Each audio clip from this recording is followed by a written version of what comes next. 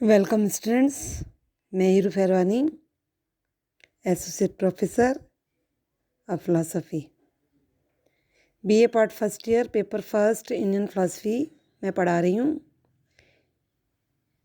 आस्तिक संप्रदाय की कड़ी में आज हम न्याय वैशेषिक के बाद मीमांसा दर्शन की चर्चा करेंगे। अभी तक हमने सांख्य योग दर्शन, न्याय वैशेषिक दर्शन, इन 4 स्कूल्स पर हम बात कर चुके हैं। टोटल 6 दर्शन हैं, 6 दर्शन हैं इसमें। 5वें नंबर पर आज है मीमांसा फिलॉसफी। मीमांसा दर्शन पर चर्चा करने से पहले मीमांसा शब्द का अर्थ क्या है ये समझना जरूरी है। मीमांसा का अर्थ है कि किसी समस्या या विचारणीय विषय का युक्तियों की समीक्षा के द्वारा निर्णय करना। ठीक है, यानी वह यथार्थ ज्ञान या वास्तविक ज्ञान जो नए विषय की हमें जानकारी दे और दूसरे प्रमाणों से बाधित न हो, साथ ही जिसमें किसी भी तरह का दोष न हो, वो विषय मीमांसा कहलाता है। मीमांसा दर्शन के अंतर्गत हम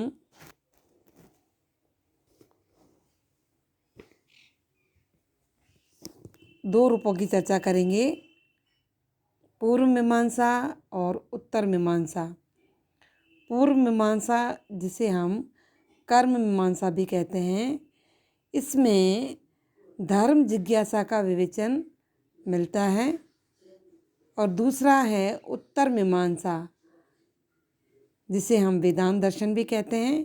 इसमें ब्रह्म जिज्ञासा का विवेचन मिलता है और ये ज्ञान मीमांसा भी कहलाती है। मीमांसा दर्शन के प्रणेता हैं महर्षि जैमिनी।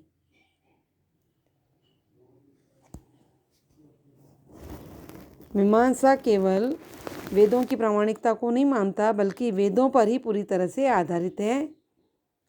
वेदों के 2 भाग हैं, एक ज्ञान कांड और दूसरा कर्म कांड। जो ज्ञान कांड वाला पार्ट है उसे ही हम वेदांत दर्शन कहते हैं, और जो कर्म कांड वाला भाग है उसे हम मीमांसा दर्शन कहते हैं। मीमांसा दर्शन के विकास का क्या कारण रहा है? तो मीमांसा दर्शन के विकास का कारण है कर्मों की वास्तविकता को प्रमाणित करना। ऐसा माना जाता है कि लोगों को कर्मों के प्रति या रीति रिवाजों के प्रति संदेह हो गया था और वो समझने लगे थे कि हवन से, यज्ञ या बलि आदि से कर्मों में कोई हमें लाभ नहीं होता है। इसलिए ये आवश्यकता महसूस हुई कि हर कर्म के अर्थ को समझा दिया जाए और यह भी बता दिया जाए कि किस कर्म से क्या फल मिलता है। तो मीमांसा दर्शन का जो विकास है वो इसी उद्देश्य से प्रेरित होकर हुआ है। इसी कारण मीमांसा को कर्म दर्शन भी कहा जाता है। मीमांसा दर्शन के जो प्रणेता हैं महर्षि जैमिनी, उनका मीमांसा सूत्र जो है इस दर्शन की पूरी रूपरेखा को स्पष्ट करता है।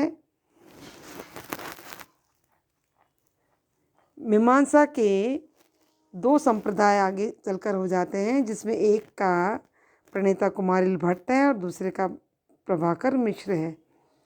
तो इस तरह से मीमांसा दर्शन को 3 भागों में विभक्त किया गया है।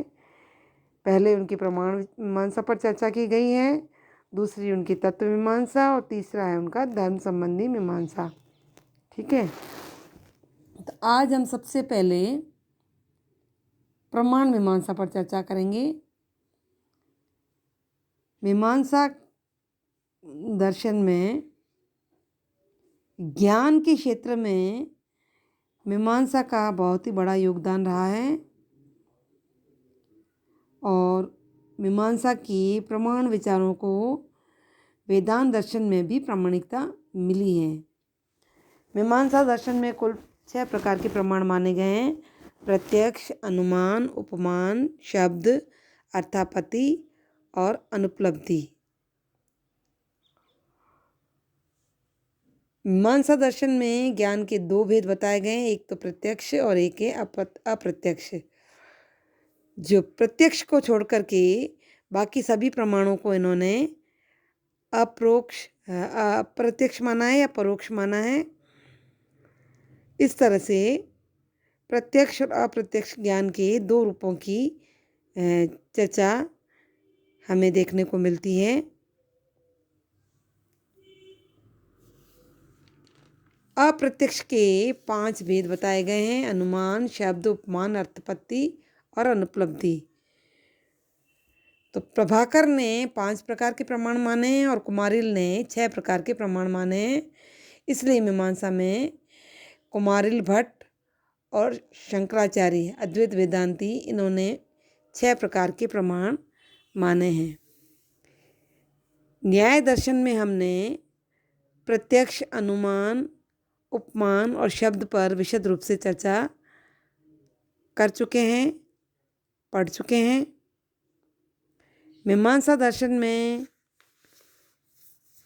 इन 6 प्रमाणों की विस्तृत रूप से चर्चा न करके मैं संक्षिप्त में आपको प्रत्यक्ष और अनुमान के बारे में एक बार दोबारा बता देती हूँ।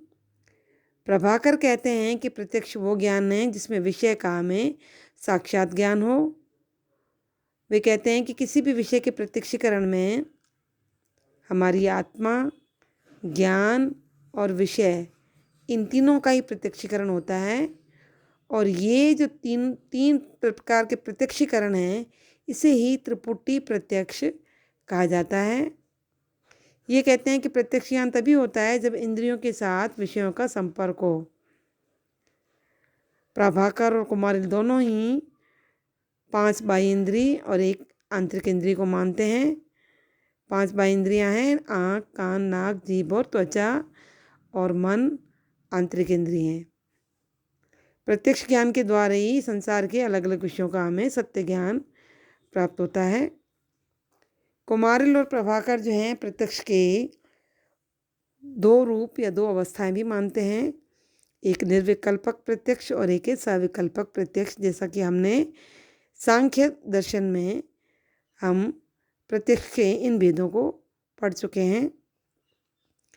प्रत्यक्ष ज्ञान की जो पहली अवस्था है जिसे हम निर्विकल्पक प्रत्यक्ष कहते हैं, इसमें केवल विषय की प्रतीति मात्र होती है। उस अवस्था में हमें वस्तु की सत्ता मात्र का ही ज्ञान होता है, यानी केवल इतना ही ज्ञान होता है कि वह है, उसके स्वरूप का हमें ज्ञान नहीं होता। तो ये ज्ञान निर्विकल्पक प्रत्यक्ष कहलाता है। प्रत्यक्ष ज्ञान की दूसरी अवस्था सविकल्पक ज्ञान कहलाती है, जिसमें हमें वस्तु के स्वरूप, उसके आकार का ज्ञान होता है। इस अवस्था में हम केवल इतना ही जानते हैं कि वह वस्तु है, बल्कि यह भी जानते हैं कि वह वस्तु किस प्रकार की है। जैसे वह मनुष्य है, वह मोहन है। ऐसे प्रत्यक्ष ज्ञान को हम सविकल्पक प्रत्यक्ष कहते हैं। ये तो हुआ प्रत्यक्ष ज्ञान। दूसरा है अनुमान प्रमाण। मीमांसा दर्शन का जो अनुमान प्रमाण है वो न्याय से थोड़ा मिलता जुलता है।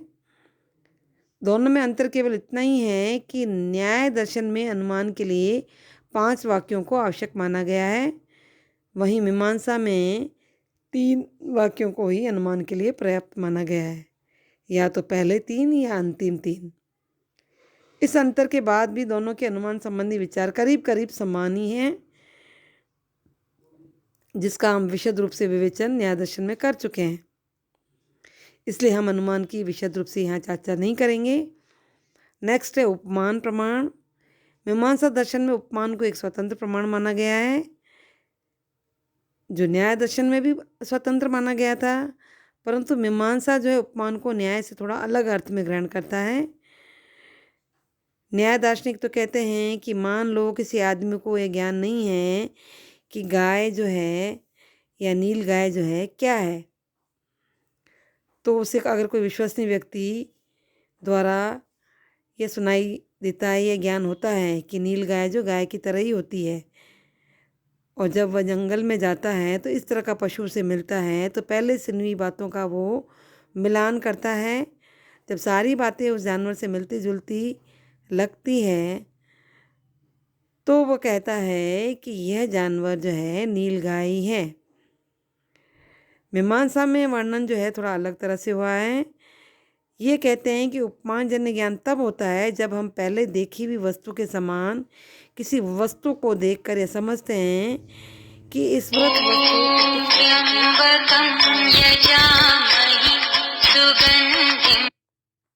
मान लो कि किसी ने गाय देखी है परंतु नील गाय नहीं देखी है।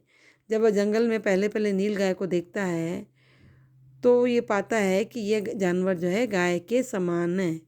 इससे ये ज्ञान हो जाता है उसे कि नील गाय गाय के सदृश है, समान है। उपमान की इस व्याख्या को नवीन जो मीमांसक हैं उन्होंने स्वीकार किया है। अब यह ज्ञान जो प्रत्यक्ष ज्ञान नहीं कहा जा सकता क्योंकि गाय का उस समय प्रत्यक्ष ज्ञान नहीं होता। ठीक है, तो यह अनुमान के अंदर नहीं रखा जा सकता क्योंकि अनुमान में व्याप्ति ज्ञान है जबकि इसमें व्याप्ति का अभाव पाया जाता है। ये शब्द प्रमाण भी नहीं है, इसलिए इसको एक स्वतंत्र प्रमाण माना गया है। नेक्स्ट है शब्द प्रमाण। मीमांसा दर्शन में शब्द प्रमाण का भी अपना एक अलग ही स्थान है।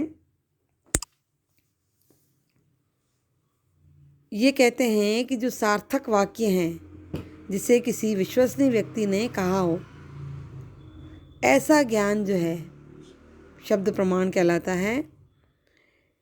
मीमांसा दर्शन में शब्द के दो भेद माने गए हैं, पौरुषेय और अपौरुषेय।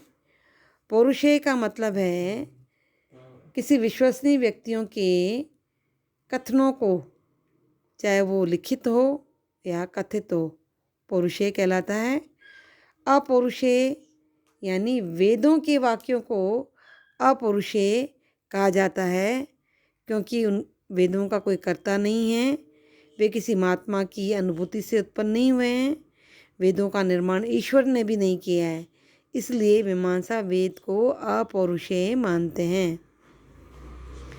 वैसे तो कहा जाता है कि मीमांसा का यह मत जो है आस्तिक मत का खंडन करता है, जिनके अनुसार वेद की प्रामाणिकता का कारण यह है कि वे ईश्वर द्वारा निर्मित है। लेकिन मीमांसा ने वेद वाक्यों को अपौरुषेय माना है क्योंकि वे स्वतः प्रमाणित हैं, इसलिए वो अपौरुषेय हैं। वेद वाक्य के भी दो रूप बताए गए हैं, सिद्धार्थ वाक्य और विधायक वाक्य। सिद्धार्थ वाक्य वे वाक्य हैं जिसमें किसी सिद्ध वाक्य के बारे में हमें ज्ञान होता है, और विधायक वाक्य वे वाक्य हैं जिससे किसी क्रिया के लिए हमें कोई विधि या आज्ञा का निर्देश होता है। ठीक है, तो ये बात जो है अपौरुषेय जो है स्वतः ही प्रमाणित है। मीमांसा दर्शन में शब्द को नित्य माना गया है क्योंकि शब्द की न उत्पत्ति होती है और न ही विनाश होता है, और शब्द का जो अस्तित्व है वो अनादि काल से चला आ रहा है।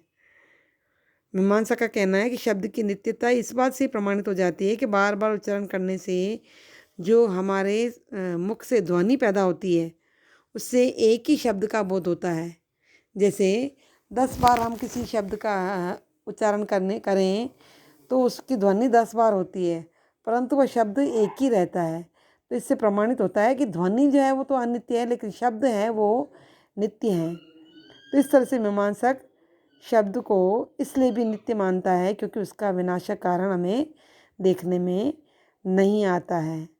जबकि अगर हम दूसरी तरफ न्याय दर्शन की तरफ ध्यान दें तो न्याय दर्शन जो है शब्द को अनित्य मानते हैं। वो कहते हैं कि शब्द का जन्म और विनाश होता है। शब्द की नित्यता को लेकर न्याय और वैशेषिक दर्शन न्याय और मीमांसा दर्शन एक दूसरे के यहाँ पर हमें विरोधी पाए हुए नजर आते हैं।